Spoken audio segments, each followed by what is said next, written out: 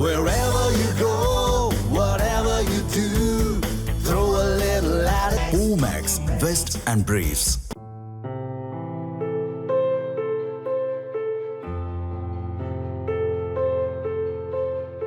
தருமபுரி மாவட்டத்தின் பாலக்கோடு, மாரண்டஹள்ளி, காரிமங்கலம் உள்ளிட்ட பகுதிகளில் 5 லட்சத்திற்கும் மேற்பட்ட மக்கள் வசித்து வருகின்றனர். இவர்களின் பிரதான வாழ்வாதாரம் விவசாயம்.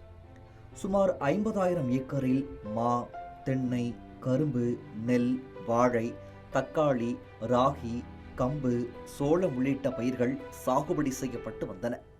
குறிப்பாக தருமபுரி மாங்கனியும் தக்காளியும் பல்வேறு மாவட்டங்கள் மற்றும் மாநிலங்களுக்கு அனுப்பப்பட்டு வந்தன.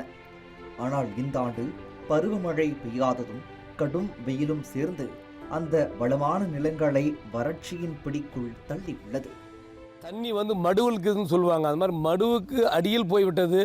இன்னும் ஒரு குறுகிய காலத்தில் ஒரு 20 நாள், ஒரு 25 நாள், ஒரு 15 நாளுக்குள்ளே அதுவும் போய்விடும். அப்படி போயிட்டால் அதிலிருந்து கிணறு வெட்டி தான் அந்த கிணறு மூலமாக தருமபுரி, பாலக்கோடு, மாரண்டஹள்ளி இந்த பகுதியெல்லாம் குடிநீர் சிலர் சப்ளை செய்கிறார்கள். ஆனால் தற்போது அந்த நிலைக்கு பெரிய ஒரு பங்கம் ஏற்பட்டுள்ளது. இந்த வறட்சியின் காரணமாக பெரிய அவதிக்குள்ளாகி இன்று மக்கள் பூரா நான் உட்பட குடம் தூக்கி கொண்டு செல்லுகின்ற ஒரு அவலநிலை ஏற்பட்டிருக்கின்றது. எங்களை நீங்கள் காப்பாற்ற வேண்டும் என்று கூறி விடைபெறுகிறேன். நன்றி, வணக்கம். ஆறுகள், ஏரிகள், குளங்கள், கிணறுகள் என நீர் ஆதாரங்கள் அனைத்தும் வறண்டு கிடக்கின்றன. தருமபுரி மாவட்டத்தின் முக்கிய நீராதாரமான பஞ்சப்பள்ளி சின்னாறு அணையும் நீர் இன்றி வெறிச்சோடி காணப்படுகிறது. இந்த அணையை நம்பி 10,000 ஏக்கருக்கும் மேற்பட்ட விவசாய நிலங்கள் பாசன வசதி பெற்று வந்தன. தற்போது அந்த வாய்ப்பே இல்லாமல் போயுள்ளது.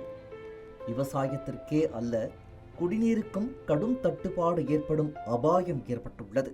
சின்னாறு உபரி நீர் எவ்வளோ பார்த்தீங்கன்னா, ஒரு ஆண்டுக்கு பார்த்தீங்கன்னா ஒரு நாளைக்கு 30,000 கணக்கு தண்ணியிலிருந்து 2,000 கணக்கு தண்ணியிலிருந்து 30,000 கணக்கு தண்ணி வரைக்கும் தண்ணி வீணாக போய் உகர்நீரில் தான் கலக்குது. ஆனால் இருக்கிற மக்களுக்கு இதனால் வரைக்கும் பாசன வசதி கிடையாது. இது பல முறை அரசு அதிகாரிகள் சொல்லியும் எந்த ஒரு நடவடிக்கையும் அரசு எடுக்கவில்லை, செவிசாய்க்கவில்லை. ஒரு காலத்தில் 3 போகம் விளைந்த நிலம் இன்று தரிசாக கிடக்கிறது. விவசாயம் செய்ய முடியாததால் பலர் தங்கள் சொந்த ஊர்களை விட்டு பெங்களூரு, திருப்பூர், கோவை உள்ளிட்ட பகுதிகளுக்கு கூலி வேலைக்காக இடம்பெயர வேண்டிய கட்டாயத்தில் உள்ளனர். வயலை நம்பி வாழ்ந்த குடும்பங்கள் இன்று வேலை தேடி அலைவதே அந்த வறட்சியின் கொடுமையை சொல்லுகிறது. மரவள்ளி, காய்கறி பயிர், மா, இது 3 தான் இருக்குது. இது 3மே இந்த வருஷம் ஃபுல்லாகவே மழை இல்லாமல் கருகி போச்சு. நிலத்தடி நீரும் 1000 அடிக்கு மேலே போயிடுச்சு. குடிநீர் தண்ணீருக்கே பஞ்சம் போல் இருக்குது. இந்த வருஷம் நம்ம பஞ்சத்தில் இருக்கிறோம். லட்சக்கணக்கான ஏக்கர் செழிப்பாக இருக்கும். இப்போ ரொம்பவே வறண்டு போச்சு. ஏன்னா விவசாயத்தை நம்பியே இருக்குது. விவசாயத்தை நம்பி இருக்கும் போது அதுக்கு தண்ணி போதிய வசதி இல்லை. மழை காலங்களில் சின்னாறு அணை நிரம்பி வெளியேறும் உபரி நீர் காவிரியில் கலந்து வீணாகிறது.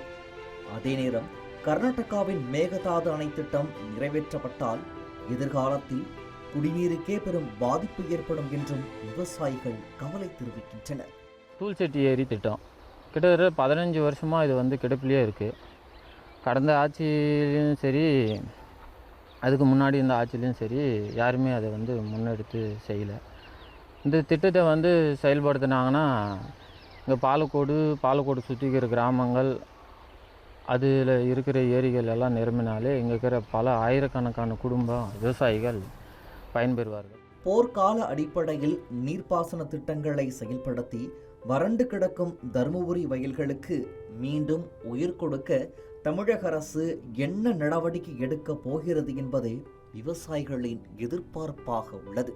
தமிழ் ஜனம் செய்திகளுக்காக தருமபுரியில் இருந்து செய்தியாளர் ராஜ்குமார். தமிழ் ஜனம் சேனலை சப்ஸ்கிரைப் பண்ணாம பார்த்துட்டு இருந்தீங்கன்னா மறக்காம சப்ஸ்கிரைப் பண்ணிடுங்க.